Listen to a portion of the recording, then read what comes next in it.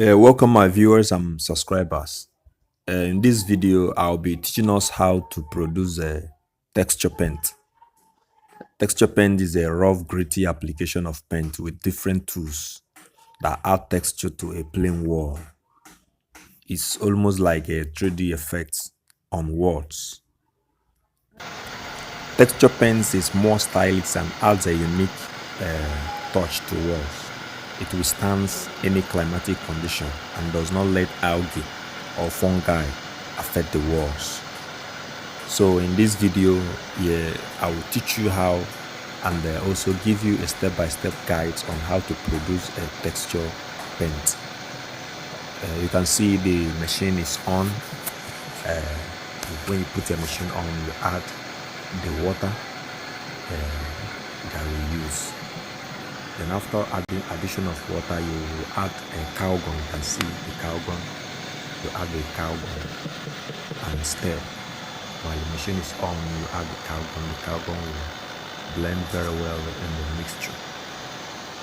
So you can see the mixture is ongoing. Then after the cow gun, the next thing you're going to add is a titanium dioxide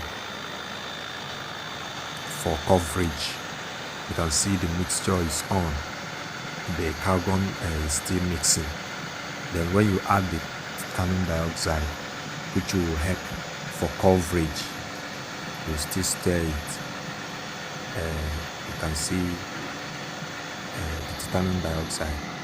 This titanium dioxide is in powdered form, white in color. It helps for coverage.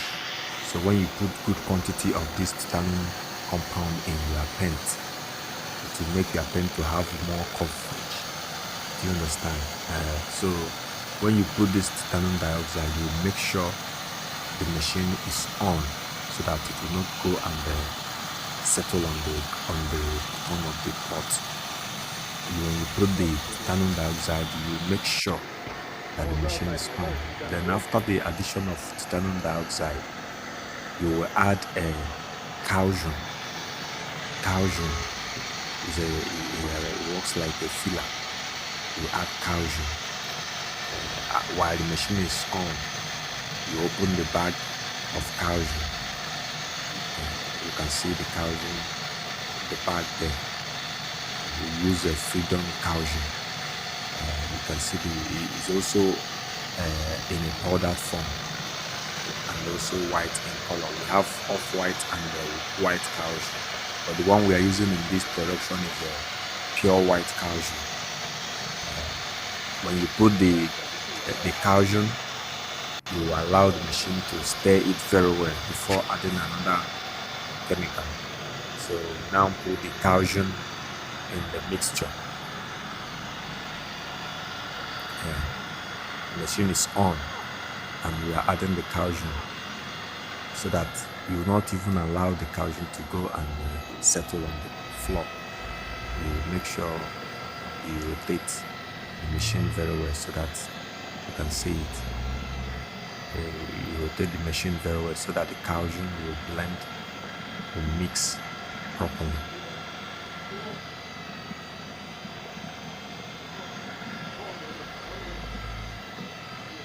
You can see the calcium is mixing. It makes it very well.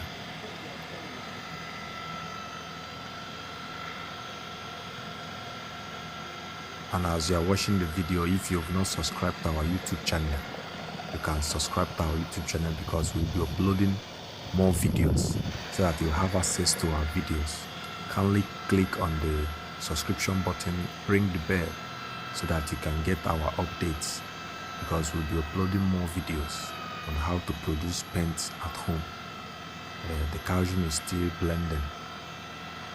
After the calcium, the next thing we are going to put is the acrylic PVA, polyvinyl acetate. That is the next thing we are going to add for it to stick on the wall. You can see a situation whereby you produce paint. After some times, the wall will be chalky and rubbing on the body. That is ill use of acrylic. When you don't put good quantity of acrylic in your paint, you will have such problem in your wall. And sometimes you see peeling walls when you don't add good quantity of this acrylic PVA in your paint. Your wall will be peeling. So you make sure you don't play with this acrylic.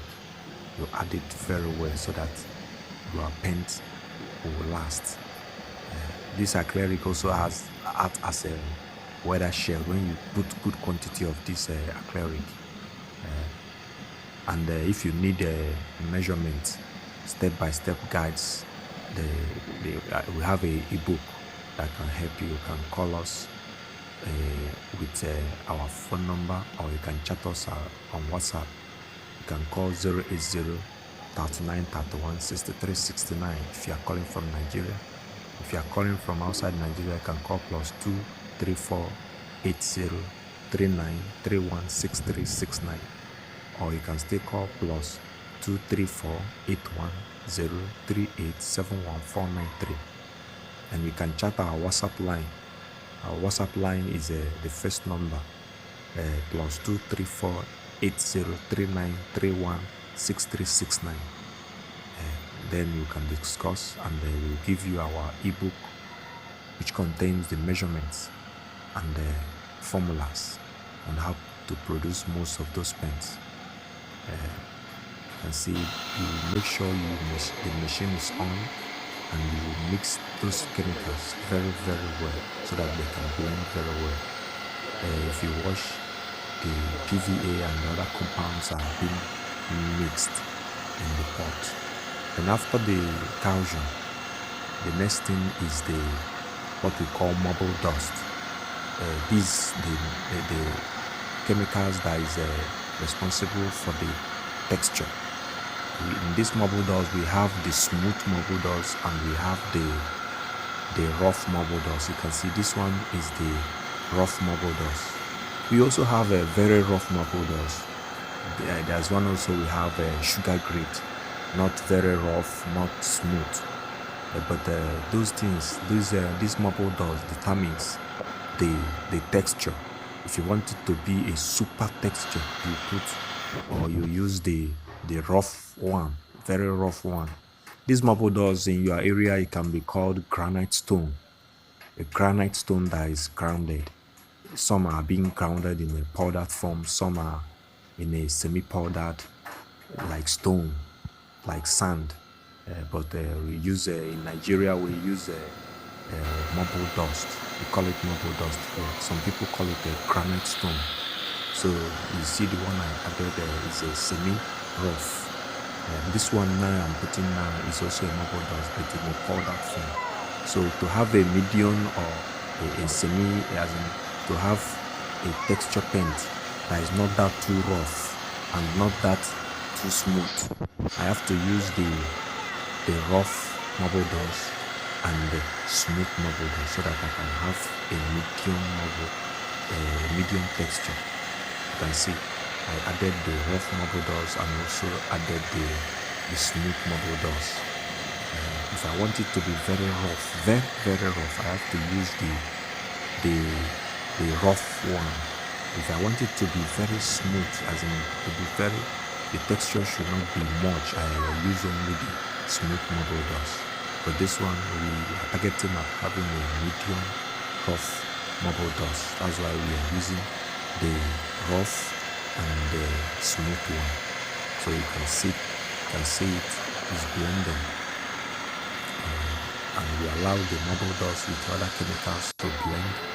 Now this is a Jeniper wetting agent. I've said something about this Jeniper. You need to know more about Jeniper. You can check what is Jeniper on my YouTube channel. You'll see where I explain the Jeniper. Understand? After the Jeniper, now I added the pigment. The pigment, to add the pigment so that it will also blend very well. We just added the pigment. we are using red oxide because this is a exterior painting. We use red oxide. Don't use paste for outside painting. Mind you, because when you use paste, it fades with time, but oxide doesn't fade. Do you understand?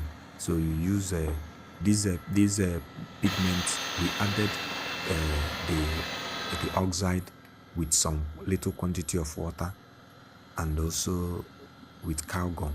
We added cow gum so that it will blend very well. Then after blending, you now put it inside your paint. And that is how we do it.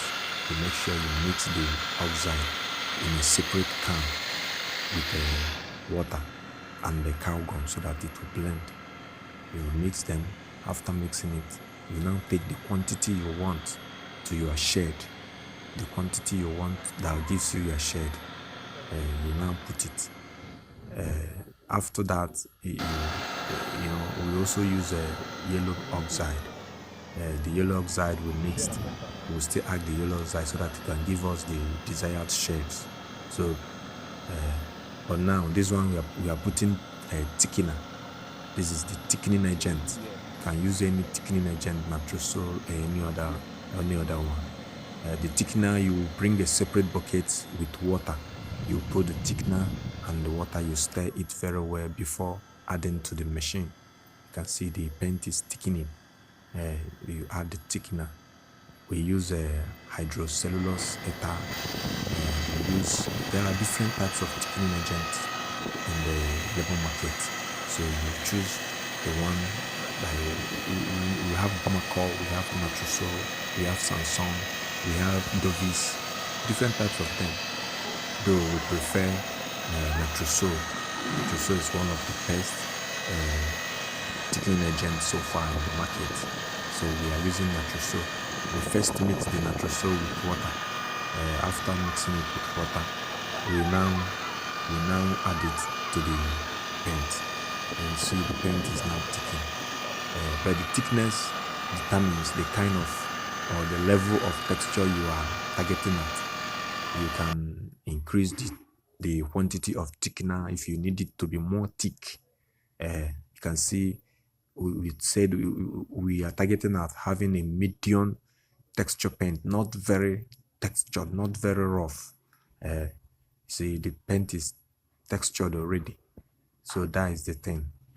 You look at it, you check it to know if that is the texture you want.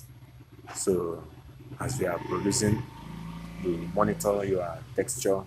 After the texture paint, yeah, you keep the machine on. You keep the machine on so you can continue the mixture. The texture is on. So you monitor the texture. Already before starting production, you will know the type of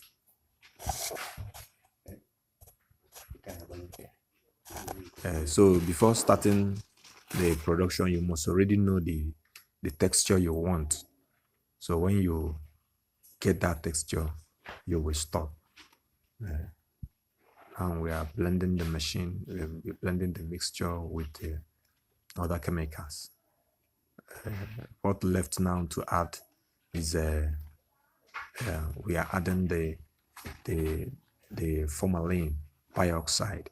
This is a preservative for preservation. This will not allow any growth of algae or any other animals in the paint. After that, we add ammonia that will help to emulsify, as in help the thickener to thicken very well.